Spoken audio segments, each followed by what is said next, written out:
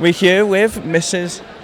With Alice Krige. Alice Krige. And if you don't know who she is, I will slap you. I wanted to ask, first of all, you probably get this question all the time. What was it like to work with Patrick Stewart on Star Trek? It was wonderful. Okay. He and Brent and the whole company was really welcoming.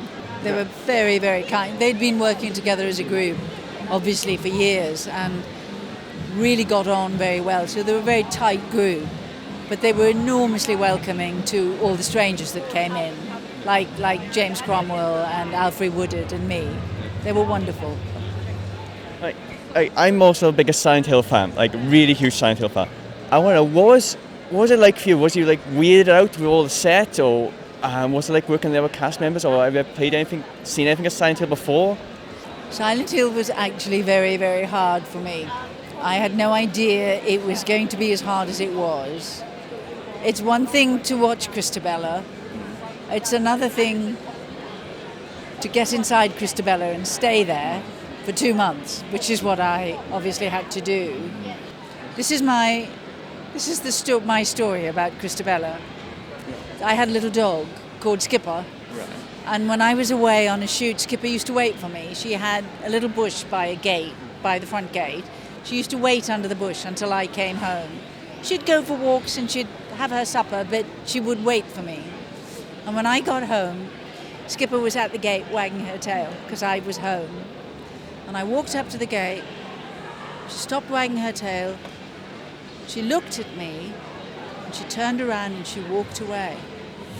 She would have nothing to do with me for 3 weeks because I still had so much kind of Christabella trailing behind me that my dog wouldn't talk to me.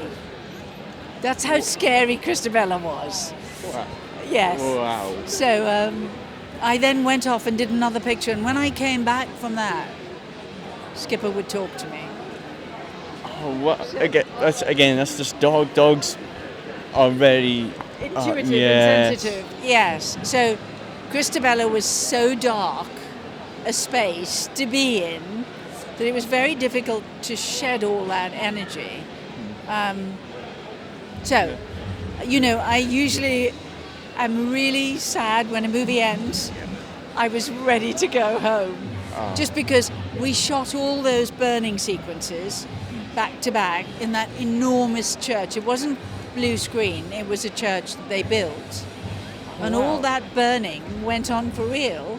They had the wood pyre and they lit fire, and there was a gas fire coming up through the wood. So no retakes for that then? Well, no, it was real, and everyone that was on that ladder got very hot. I mean, it was very disturbing, the whole thing. And I spent days just ranting, burn the witch. It was very hard. Oh, see, I thought it was like being all blue screened, and Yeah. no, it was all just that is. I know a little bit more, but yeah.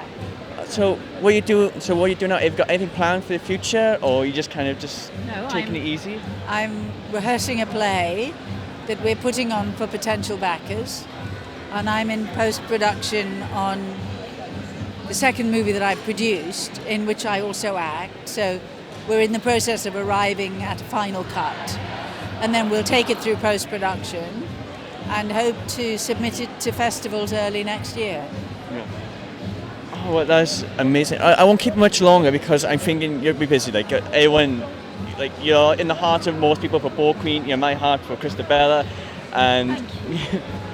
and it's been a great honour to meet you. It really has, and talk to you. And thank you for your time. A pleasure. Yeah. Thank you. Oh, thank you very much. Thank you. Thank Thank you. you to the viewers.